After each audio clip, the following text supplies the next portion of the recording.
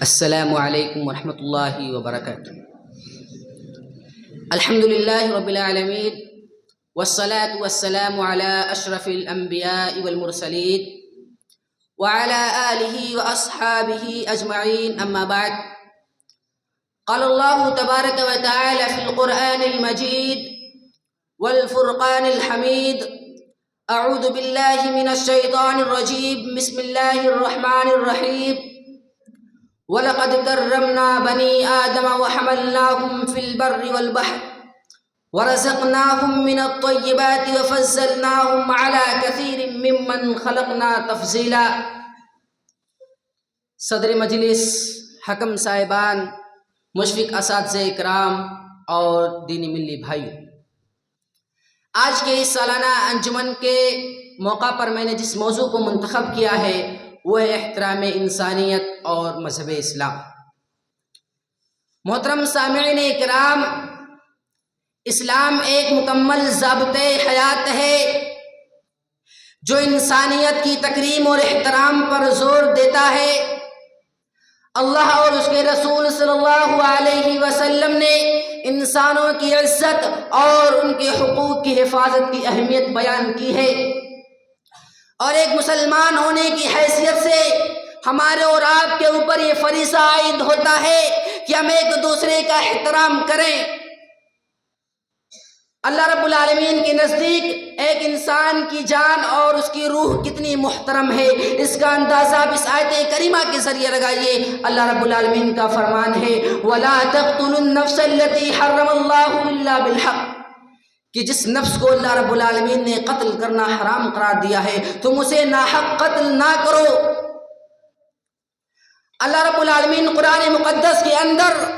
بلا تفریق مذہب و ملت کے پوری اہل دنیا کو حقوق انسانی کا پیغام سناتے ہوئے اور احترام انسانیت کا درس دیتے ہوئے فرمایا وَلَقَدْ كَرَّمْنَا بَنِي آدَمَ، اور تحقیق کی ہم نے بنی آدم کی تکریم کی ہے، وَحَمَلْنَاهُمْ فِي الْبَرِّ وَالْبَحْرِ، اور ہم نے انہیں بحر و بر میں سوار کیا،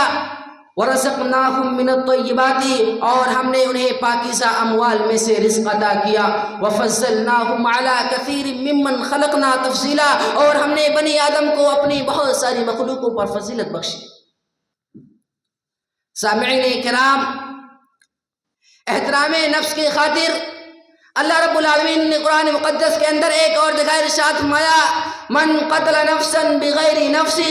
او فساد فی الارض فکأنما قتل الناس جميعا، جس کسی نے بھی کسی جان کو کسی جان کے بدلے کے بغیر قتل کیا یا زمین پر فتنہ و فساد مچانے کی غرض سے قتل کیا، فکأنما قتل الناس جميعا، تو گویا اس نے پوری انسانیت کو قتل کر دیا، ومن احیاها فکأنما احیا الناس جميعا، اور جس کسی نے بھی ایک انسان کی زندگی بخشی گویا اس نے پوری انسانیت کو زندگی بخشی۔ محترم سامعین اکرام، مذہب اسلام فتنہ و فساد، ظلم و بربریت، قتل و غارت گری اور فساد فی الارض کا خاتمہ چاہتا ہے۔ تاریخ اس بات پر شاہد ہے کہ اسلام نے حالت امن میں جس طرح سے احترام انسانیت پر ابھارا ہے، چنانچہ بچوں، بوڑھوں، عورتوں، بیماروں اور زاہدوں، سیاحوں وغیرہ کو مستثنیٰ قرار دے کر مذہب اسلام نے جنگ کی اجازت دی اور پوری انسانی تاریخ میں ایک حیرت انگیز انقلاب برپا کیا۔ اسلام کی یہی تعلیم اور یہی تربیت آج بھی پوری دنیا کو احترام انسانیت کا درس دے رہی ہے۔ اسلامی تاریخ کا مطالعہ کرنے والے جانتے ہیں کہ اسلام نے ہمیشہ امن و شانتی، اخوت و بھائی چارگی، میل ملاپ، خیر اور نصیحت و خیر خواہی کی تعلیم دی ہے۔ محترم سامعین اکرام، اسلام کی آمد سے قبل 6 صدی عیسوی میں دنیا بڑی اضطراری اور بے قراری کی حالات میں اپنے لمحات گزارا کر رہی تھی، ہر طرف فتنہ و فساد پھیلا ہوا تھا، دوسروں کے اوپر ظلم و زیادتی کرنا اپنی بڑائی کی دلیل سمجھی جاتی تھی، دوسروں کے حقوق کو دبانا ایک قابل فخر کارنامہ سمجھا جاتا تھا، ایک بادشاہ کا دوسرے بادشاہ کے ملک میں داخل ہو کر خون خرابہ کرنا ایک قابل قدر کارنامہ سمجھا جاتا تھا، غریبوں، ناداروں اور معذوروں پر ظلم کیا جاتا تھا۔ شیر خوار بچے کو دیوار پر زور سے مارا جاتا جس سے بچے کا بھیجا نکل کر باہر آ جاتا۔